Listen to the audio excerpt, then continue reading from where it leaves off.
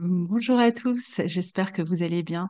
Alors, on se retrouve aujourd'hui pour l'analyse de la pleine lune en balance du 25 mars 2024, qui, comme vous le savez, sera une éclipse lunaire au nœud sud. Donc, c'est une pleine lune qui aura lieu à 8h01 heure de Paris sur le degré 5 de la balance, donc qui va particulièrement toucher les signes de la croix cardinale. Alors, les natifs de la balance et les natifs du bélier en priorité, mais aussi ceux du cancer et du capricorne. Donc, particulièrement si vous avez des points entre 0 et 10 degrés sur le premier décan en fait de ces signes. Alors, la pleine lune, c'est normalement toujours une période de prise de conscience, puisque c'est une période de pleine lumière où le soleil, étant face à la lune, eh bien, va éclairer la lune, hein, ce qui donne cette belle lune ronde que l'on a dans le ciel, et donc en général, qui nous permet de voir ce cercle lunaire et par analogie, qui nous permet aussi d'y voir plus clair dans une situation ou qui permet à une situation, d'une certaine manière, d'aboutir puisqu'on arrive au bout d'une croissance, puisqu'elle ne peut pas aller plus loin. Alors là, c'est un peu différent, puisque justement, c'est une éclipse et que donc la Lune va être assombrie, puisque c'est une éclipse lunaire. Alors, la Lune sera moins visible, elle est dans l'ombre de la Terre, et donc c'est vrai qu'ici, on peut justement ne pas avoir toujours cette conscience que l'on a lors des pleines lunes, et donc être beaucoup plus brassé, hein, comme c'est souvent le cas, même quand on n'est pas touché directement sur un point du thème natal, souvent des périodes où on sent vraiment qu'on est brassé, on est dans des périodes de changement, dans des périodes de transformation, et on a beaucoup plus de mal à comprendre ce qu'on vit sur le plan émotionnel, à y mettre des mots, à y voir clair, c'est moins net, c'est moins gérable souvent, d'où le fait que lors d'une éclipse, on soit beaucoup plus touché, beaucoup plus secoué souvent par ce qui se passe. Alors, il faut comprendre quand même ce qu'est le nœud sud si on veut comprendre ce que va être cette éclipse. Le nœud sud va représenter la notion de libération. C'est un point qui est extrêmement spirituel, qui n'est pas du tout lié à la vie matérielle comme le nœud nord. Et donc, ça se passe souvent soit sur le plan émotionnel, soit sur le plan psychique, soit sur le plan euh, spirituel, par exemple, et on a moins de prise en fait sur ce qui se passe. En plus, les nœuds lunaires représentent des points karmiques, donc c'est un petit peu comme des passages obligatoires en fait dans nos vies. Et cette libération qui peut avoir lieu, elle va se faire sur le plan émotionnel, psychique, par exemple. Ça peut être une libération qui se fait, par exemple, une libération d'une mémoire à proprement parler. Je me souviens, par exemple, de la dernière éclipse lunaire d'automne, justement, qui m'avait permis de faire vraiment en solo de mon côté un travail d'introspection inédit sur des points de mon enfance, de compréhension profonde de certains schémas.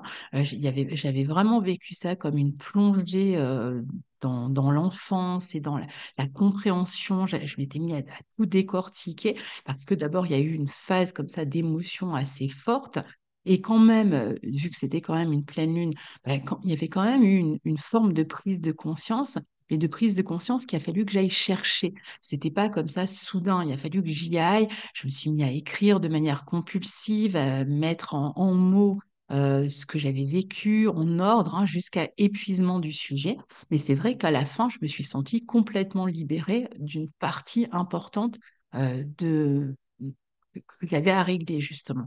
Et comme on est dans le signe de la balance, eh bien cette libération de mémoire, dont je viens de vous donner un exemple, mon propre exemple, qui peut se faire vraiment de manière différente, Elle a pour but, de toute façon, de rétablir un meilleur équilibre dans ce signe de la balance. Alors, notamment sur le plan émotionnel, puisque la Lune est présente, mais c'est souvent par le biais d'une relation. On est sur l'axe Bélier-Balance, donc Bélier, le jeu, Balance, nous, hein, donc c'est souvent par le biais d'une une relation qui peut permettre d'abord qui vient comme un élément un peu déstabilisateur et ensuite, parce que ça brasse émotionnellement, qui va permettre de se libérer et de travailler sur la question à proprement parler qui va concerner chacun. Donc, il est possible que pour certains qui étaient dans ce cas, par exemple comme moi, lors de la dernière éclipse, eh bien, sur cette éclipse-là, puisqu'on est toujours sur le même axe, vous franchissiez une étape supplémentaire, par exemple, dans le processus que vous avez entamé à l'automne. Du style, j'ai compris, j'ai mis des mots, je me suis libérée d'une part, et qu'est-ce que j'en fais? Comment je le mets en acte? Comment je le mets en acte dans mes relations à présent? Est-ce que cet équilibre qui était supposé être retrouvé suite à cette prise de conscience, est-ce qu'il est là? Donc c'est le moment de voir. Et s'il n'y est pas, ben, qu'est-ce que je fais pour davantage, hein, pour rétablir cet équilibre. Alors avant de poursuivre, je vais quand même vous partager la carte pour que vous puissiez suivre avec moi ce que je vous indique. Ce sera peut-être plus clair pour vous. Donc, vous voyez, on a la Lune qui est en balance ici et qui est conjointe au nœud sud. On a en face le Soleil qui est conjoint au nœud nord. On va surtout s'occuper de cet aspect-là, du trigone à Pluton que forme la Lune et du sextile à Pluton que forme le Soleil. Et on parlera aussi de Vénus qui est dans une conjonction séparante de Saturne. Donc, elle vient de former sa conjonction à Saturne, elle est encore conjointe, hein, mais elle est en train de naviguer entre un sextile à Jupiter et un sextile à Uranus, ce qui est fortement libérateur lui aussi. Alors, poursuivons donc. Première possibilité, libération des mémoires, recherche d'équilibre, recherche de sens à travers ce qu'on va découvrir. Cette libération, elle peut aussi se vivre par le biais de l'accomplissement d'une situation. Comme on l'a dit tout à l'heure, la lune ne peut pas être plus pleine. Donc, il peut y avoir une situation qui arrive d'une certaine manière à terme. Alors, parfois, ça va être dans le couple, être une séparation qui peut être momentanée d'ailleurs, pas forcément. Ça peut être un éloignement géographique, mais ça peut être une véritable séparation pour certains. Fin de contrat, fin d'une collaboration, fin d'un échange, par exemple, hein. Et tout cela ne nous sert plus à notre évolution. Ça nous retient en arrière et ça peut même nuire à notre équilibre puisque le but est quand même de retrouver un équilibre ici.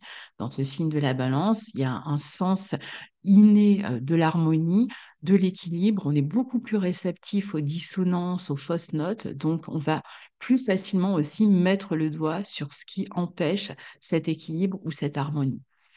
Autre possibilité, la situation peut être pénible. Il est possible que, avec la Lune, qui peut nous parler du quotidien, quotidien du couple, quotidien dans le travail, quotidien, votre quotidien vraiment ait pu être chamboulé ces derniers temps.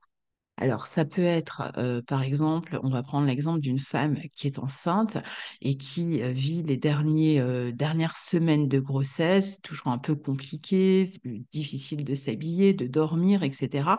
Donc, elle peut être plus fatiguée et elle a été, mettons, perturbée dans son corps ces dernières semaines. Eh bien, là, ça pourrait être le moment, par exemple, d'un accouchement. Ça peut être aussi autrement, on a pu avoir notre quotidien qui a été perturbé et donc l'équilibre qui a été rompu et on pourrait être sur la fin de ce type de situation. Alors, disons plus ou moins sur la fin, je vous expliquerai pourquoi tout à l'heure, de cette situation et on s'apprête à retrouver un équilibre ou à retrouver une forme d'harmonie dans notre vie. Ça peut être la fin d'une situation donc pénible aussi qui arrive. Même si cette libération peut être un peu éprouvante, parce que c'est encore une fois toujours compliqué, hein, ces périodes de passage, ça peut provoquer un peu d'anxiété, comme je vous disais, ça peut provoquer un peu de crainte, des émotions qu'on a du mal à gérer puisque la lune est assombrie. Je pense que dans la plupart des cas, ce sera plutôt quand même une libération positive et je vous expliquerai pourquoi plus loin. Bon, donc la Lune en balance va chercher une forme d'équilibre, va chercher aussi une forme d'équité, hein, s'il y a un problème d'équité, de donner et de recevoir dans une relation, ça peut être pointé durant cette période-là. Ça peut être un problème juridique aussi, hein, avec le bélier balance. Il y a peut-être quelque chose à régler sur le plan juridique. On n'y voit peut-être pas très clair autour de cette éclipse. C'est une lune qui aime être liée aux autres, elle aime collaborer, la lune en balance, elle aime faire couple, elle aime faire plaisir, elle aime séduire, elle aime se sociabiliser, elle aime pacifier, elle aime débattre aussi. Elle n'aime pas forcément avoir raison toute seule, hein, elle a souvent besoin d'un allié, d'un complice avec qui pactiser, même dans un débat, pour s'affirmer. Mais là, ça sera peut-être un peu plus compliqué durant le temps de cette éclipse. En tout cas, alors c'est vrai que les éclipses peuvent avoir une durée de vie de 6 mois, hein. Et donc, c'est vrai que pendant les mois à venir, il y aura peut-être tout ce travail à faire sur la relation à l'autre, sur la position que l'on occupe dans une relation, sur le fait de rétablir peut-être une harmonie, un équilibre, ou au contraire, ben, de rompre quand c'est pas possible. La pleine lune, elle met en scène la lune donc et le soleil en face, en bélier, qui forme lui une conjonction au nœud nord et qui est donc lui plus visible ici sous cette éclipse. Donc c'est l'aspect un peu plus solitaire, je fais les choses à ma manière, de manière indépendante, volontaire, je l'initie. C'est ces valeurs-là qui sont beaucoup plus valorisées, qui vont être prépondérantes et on va avoir envie d'avancer même seul. Donc même quand on n'arrive pas à trouver un accord, un équilibre, un compromis, une harmonie avec l'autre, eh bien on sera quand même porté à avancer seul malgré tout.